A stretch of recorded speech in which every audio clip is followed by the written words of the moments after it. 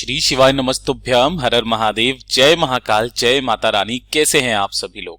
देखिए, आप सभी को पता है कि गुप्त नवरात्रि के अंतिम 2 दिन बचे हैं और इन गुप्त नवरात्रि में पड़ रही है शनिवार की अष्टमी, जो कि 17 फरवरी को पड़ रही है। आपको पीपल के पेड़ को छूकर 3 बार आपको अपनी मनोकामना कहनी है। आपकी जो भी कामना होगी ना, पूरी जरूर होगी। पूज्य गुरुजी की कथा से सुनकर के और समझ करके पूरे उपाय को बड़े ही विस्तार से बताऊंगा, परंतु उससे पहले आप सबसे एक छोटी सी प्रार्थना कि जो लोग पहली बार आए हैं चैनल को सब्सक्राइब जरूर कीजिएगा और वीडियो को लाइक करके देवाधिदेव महादेव जी का कोई सा भी प्यारा नाम कमेंट बॉक्स में लिखना मत भूलिएगा।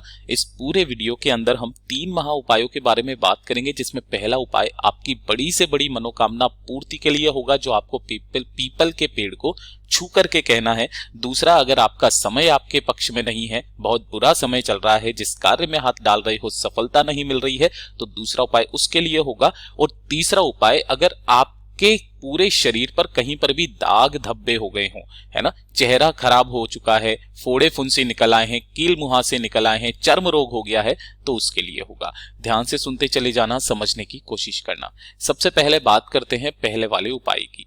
जो पहला वाला उपाय है वो किन लोगों को करना है, ये चीज ध्यान से सुनिएगा। अगर आपकी कोई इच्छा है जो काफी समय से पूरी नहीं हो रही है, मनोकामना आपके हृदय की बात है ना, देवाधिदेव महादेव जी से कह के करके थक चुके हो, लेकिन आपकी वो मनोकामना पूरी नहीं हो रही है, जब भी आपको लगे महादेव नहीं सुन रहे हैं ना, तो ये जो गुप्त नवरात्रि के शनिवार की अष्टमी पड़ रही है, बहुत ही बढ़िया महासंयोग बन रहा है।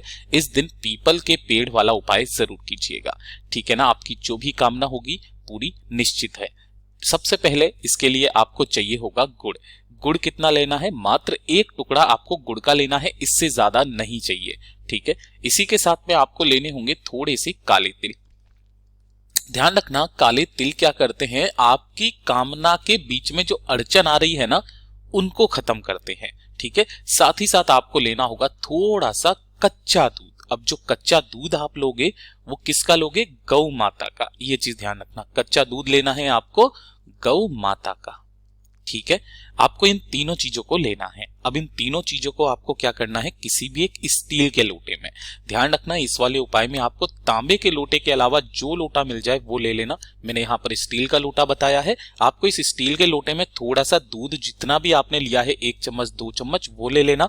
इसी के अंदर आपको थोड़े से काले तिल चुटकी भर डाल देने हैं। 1 गुड़ का टुकड़ा भी इसी के अंदर आपको डाल देना है और बाकी का पूरा लोटा जल अपने घर के शुद्ध जल से भर लेना है। इस तरीके से आपको इस कलश का तैयार करना है। इसी के साथ में आपको बनाना होगा एक दीपक। ध्यान रखना, यहां पर आपको मिट्टी का दीपक बिल्कुल भी काम में नहीं लेना है। आपको आटे का एक दीपक लगाना है। इस आटे के दीपक के अंदर आप लगाओगे गोल बाती, है ना। ध्यान रखना, लंबी बाती नहीं लगानी है, आपको गोल बाती लगानी है इसके अंदर, और इसके अंदर ही भरना होगा गौ माता का घी। गौ माता का घी। देखिए, मेरी एक आदत है कि मैं जाहिर उपाय को रिपीट कर देता हूं। गलत उपाय बताने का मेरा कोई उद्देश्य नहीं रहता है। काफी सारे लोग होते हैं जो कि आपको नए उपाय बताने के चक्कर में कुछ भी बता रहे हैं। जो गुरुदेव ने बताया कि भैया इसे इस दिन करना चाहिए, वही मैं आपको बता रहा हूं। उसी तरीके से आपको ये उपाय करना है, ठीक है। गौ माता के घी से इस दीपक को भी तैयार कर लेना। अब उस कलश को और इस दीपक को लेकर के, जलाना यहां पर नहीं है, माचिस ले लेना और इसे लेकर के पहुंच जाना किसी भी पीपल के पेड़ के पास, जो भी आपके आसपास हो। मंदिर में हो, मंदिर में चले जाओ, घर के पास है, घर के पास वाले पे चले जाओ, जो आपके आसपास में है ना, वहां पर आप चले जाना। लेकिन ध्यान रखना, ये वाला जो उपाय करोगे ना आप, वो करोगे प्रदोष काल में। दोष काल यानी कि शाम के समय पर, है ना। और गुप्त नवरात्रि चल रहे हैं, शाम के बाद का जो समय होता है वो सबसे ज्यादा उत्तम माना जाता है। उस समय पर जाना। सबसे पहले आपको यहाँ पर जो एक मिट्टी का दीपक लेकर के आए हो ना, उसे अपनी कामना कह करके यहाँ पर प्रज्वलित कर देना, जला देना। और इसके नीचे कुछ ना कुछ आसन जरूर लगा दीजिएगा, जमीन पर मत रखना, आसन जरूर लगा देना। यहाँ पर लगाने के पश्चात आपको क्या करना है, अपने दोनों हाथों में उस लोटे को पकड़ना है। लोटे को पकड़ के अपना नाम, ध्यान रखना, दोनों हाथों में लेकर के अपना नाम, गोत्र और जिस तिथि को आप कर रहे हो, जैसे कि माघ मास के गुप्त नवरात्रि की शनिवार की अष्टमी तिथि के दिन, ऐसे करके आपको बोलना है ना। और ये बोल करके आपको पूरा का पूरा जल पीपल के पेड़ की जड़ों में आपको समर्पित कर देना है। समर्पित कर देने के पश्चात आपको इस पेड़ की 7 परिक्रमा करनी है, ये चीज ध्यान दीजिएगा। और 7 परिक्रमा करने के पश्चात जब आप वापस अपने स्थान पर पहुंचेंगे ना, अपने हृदय पर आपको अपने दोनों हाथों की हथेलियों को लगाना है, अपनी कामना कहनी है और कामना कहने के पश्चात उन्हीं दोनों हाथों से आपको इस पीपल के पेड़ को छूना है ना, जैसे छापे लगाते हैं उस तरीके से छूना है। और अपने हृदय की बात एक बार फिर से आपको अपनी मनोकामना कह देनी है, बाबा से विनती करनी है कि बाबा मेरी बस ये इतनी सी मनोकामना है, मेरी इस कामना को पूरा जरूर कीजिए। पूज्य गुरुजी ने कहा जो भी व्यक्ति इस उपाय को मात्र एक बार कर लेता है ना, ज्यादा से ज्यादा 7 दिन, उसका काम मेरा बाबा करके दे देता है। पूज्य गुरुजी का बहुत ही अद्भुत और अचूक उपाय है, जरूर कीजिएगा। अब बात कर लेते हैं दूसरे वाले उपाय की। ये जो दूसरा उपाय है ये किन लोगों को करना है? देखिए, काफी सारे लोग ऐसे हैं जो कि ये सोचते हैं कि उनका समय बहुत ज्यादा खराब चल रहा है ना। समय खराब चलने का मतलब वो जिस कार्य में हाथ डालते हैं, एक तो उनको सफलता नहीं मिलती है ना, दूसरा घर वाले ताने मारते रहते हैं, शनि महाराज के कारण कोई भारी रोग हो गया है, अच्छे काम करते करते उनका बुरा हो जाता है, सफलता बिल्कुल नहीं मिलती, समस्या बढ़ती चली जा रही है, कोई कार्य नहीं बन रहा है, जीवन से हताश हो चुके हैं, अपने आप को अकेला फील करते हैं। इस वाली शनिवार की अष्टमी जो कि गुप्त नवरात्रि के दिन पड़ रही है ना, आपको जरूर करना है। देखिए, आपको सुबह के समय कहां पर चले जाना है? किसी भी पीपल के पेड़ के पास, ठीक है। शनिवार के दिन आप जैसे ही यहां पर पहुंचोगे, आपको क्या करनी है, जो पीपल के पेड़ पे यहां पर ये जो छाल होती है ना, ये वाली थोड़ी सी छाल आपको निकाल करके लेकर के घर पे आ जानी है। और इसी छाल को आपको क्या करना है, पीसना है, छानना है और इस तरीके से पीपल की छाल का चंदन आपको निकाल लेना है। निकाल लोगे, पहला काम तो आपको ये करना है। दूसरा काम आपको क्या करना है, एक लंबी बाती का दीपक तैयार करना है, ठीक है। ध्यान रखना, ये जो लंबी बाती का दीपक आप तैयार करोगे ना, इसके अंदर भरोगे आप सरसों का तेल। यहां लिख देता हूं, सरसों का तेल का लंबी बाती का एक दीपक आपको तैयार करना है। इसी के साथ में आपको 1 लोटा शुद्ध जल ले लेना है, अपने घर का एकदम ताजा जल। ऐसा नहीं है आप 2-4 दिन पुराना जल ले लें, ऐसा नहीं किया कीजिए, एकदम ताजा जल ले लेना। और इन सभी को लेकर के आपको कहां पर जाना है? महादेव जी के मंदिर में, शिवलिंग के पास।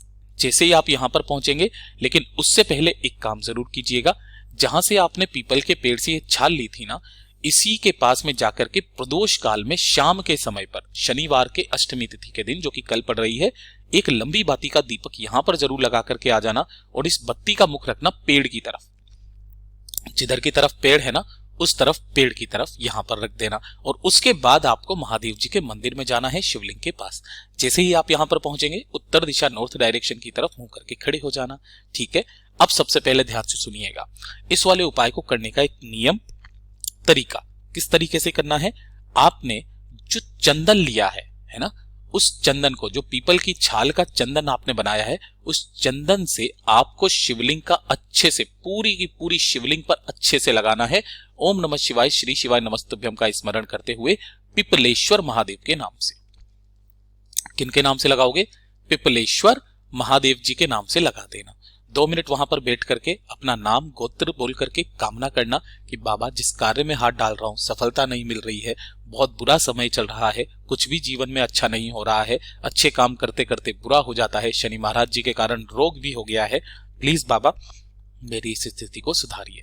कामना करके शिवलिंग पर लगा हुआ जो पीपल की छाल का चंदन है ना, इसे पूरा का पूरा आपको निकालना है और किसी भी एक कटोरी के अंदर इकट्ठा कर लेना है। उसी समय पर, उसी समक्ष में आपको एक बिंदी अपने मस्तक पर, एक बिंदी अपने कंठ पर लगा लेनी है और 1 लोटा शुद्ध जल जो आप लेकर के आए हो, बाबा की शिवलिंग पर समर्पित कर देना। ओम नमः शिवाय, श्री शिवाय नमस्तुभ्यम पंचाक्षरी मंत्र या षडाक्षरी मंत्र का स्मरण करते हुए पिपलेश्वर महादेव जी के नाम से। इस चंदन को आपको अपने घर पर लेकर के आ जाना है और उसके पश्चात जब भी आप किसी कार्य के लिए बाहर निकले, इस चंदन की एक बिंदी अपने मस्तक पर, एक बिंदी अपने कंठ पर लगा करके निकल जाना। आप जिस कार्य में हाथ डालोगे सफलता मिलेगी, आप जिससे बात करोगे वो आपकी बात को भी मानेगा। पूज्य गुरु जी का बहुत अद्भुत और अचूक उपाय है, जरूर कीजिएगा। अब बात कर लेते हैं तीसरे वाले उपाय की, जो कि अगर आपके स्किन में कहीं पर भी कोई स्किन संबंधित रोग हो गया है ना, या फिर आपकी चमड़ी उठने लगी है, कील मुहासे हो गए हैं, आंखों के नीचे काले घेरे हो गए हैं, है ना, चर्म रोग हो गया है, अगर इस तरीके की कोई सी भी समस्या है ना, तो इस वाले उपाय को या तो किसी भी सोमवार की अष्टमी के दिन किया जाता है ना, ध्यान से सुनिएगा, या फिर जो नवरात्रे होते हैं, चाहे गुप्त नवरात्रे हो, चाहे शारदीय, चाहे चैत्र के नवरात्रे, उन नवरात्रों की अष्टमी तिथि के दिन किया जाता है। और कल उन्हीं गुप्त नवरात्रि की अष्टमी तिथि पड़ रही है, ठीक है, शनिवार का दिन भी है। आपको ये वाला उपाय करना है, ध्यान से सुनिएगा। आपको इस तरीके से एक बेलपत्र लेना है। अगर एक बेलपत्र ना मिले तो बाबा की शिवलिंग से उठा लेना, धो करके काम में ले लेना, ठीक है। एक बेलपत्र लेना है, थोड़ा सा आपको लेना होगा पीला चंदन, और थोड़ा सा ही एक चुटकी आपको लेना होगा लाल चंदन। इन दोनों को लेना, एक लोटा शुद्ध जल अपने घर का ले लेना, और इन्हें लेकर के किसी भी समय अष्टमी तिथि के दिन किसी भी समय पहुंच जाना देवाधिदेव महादेव जी के मंदिर शिवलिंग के पास में। उत्तर दिशा नॉर्थ डायरेक्शन की तरफ मुंह करके खड़े हो जाना।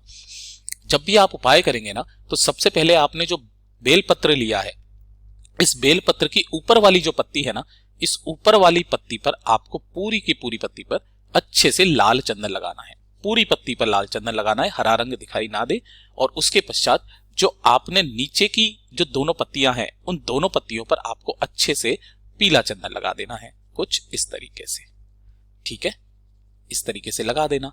लगा देने के पश्चात इस बेलपत्र को यहां से आपको पकड़ना है, और पकड़ करके बाबा की शिवलिंग पर आपको एक विशेष स्थान पर, कौन से स्थान पर, माता अशोक सुंदरी के स्थान पर ऐसे समर्पित करना है कि डंडी रहेगी जलाधारी की तरफ, बीच वाली पत्ती का मुख रहेगा आपकी तरफ, जिधर आपने चंदन लगाया है वो नीचे की तरफ होना चाहिए, शिवलिंग से टच होता हुआ। और एक लोटा शुद्ध जल जो आप लेकर के आए हो ना, शिवलिंग के ठीक ऊपर समर्पित करना है। ओम नमः शिवाय, श्री शिवाय नमस्तुभ्यम पंचाक्षरी मंत्र, षडाक्षरी मंत्र का स्मरण करते हुए जो भी जल बहता बहता जलाधारी से नीचे की तरफ आएगा ना, उस वाले जल को उसी वाले कलश के अंदर आपको रोक लेना है, जितना आप सको रोक लेना। दोनों हाथों में उस जल को लेना, नाम गोत्र बोल करके कामना करना कि बाबा मेरी स्किन खराब हो गई है, मेरी ये खराब हो गई है, आंखों के नीचे काले दाग धब्बे पड़ गए हैं, चर्म रोग हो गया है, जैसी विनती करनी है आपको वो विनती करना। इस जल को लेकर के आपको अपने घर पर आना है, और दिन में 3 बार आपको उस स्थान पर लगाना है जिस स्थान पर भी आपके समस्या क्रिएट हो रही है, ठीक है। इस वाले उपाय को जो भी सोमवार की अष्टमी पड़ जाए उस दिन कर लेना, या फिर गुप्त नवरात्रि की या नवरात्रि की जो भी अष्टमी तिथि पड़े उस दिन करना। इस जल को लगाए रखना, आपके धीरे धीरे करके उस वाले स्थान का जो भी समस्या होगी ना वो खत्म होने लगेगी। पूज्य गुरु जी के ये सभी उपाय बहुत ही ज्यादा खास और विशेष जरूर कीजिएगा। वीडियो अगर पसंद आए तो लाइक जरूर करना, साथ ही साथ चैनल को सब्सक्राइब जरूर कीजिएगा। मैं आपसे मिलता हूं अगले वीडियो में, तब तक के लिए ओम नमः शिवाय, जय महाकाल, जय शिव शंकर, श्री शिवाय नमस्तुभ्यम।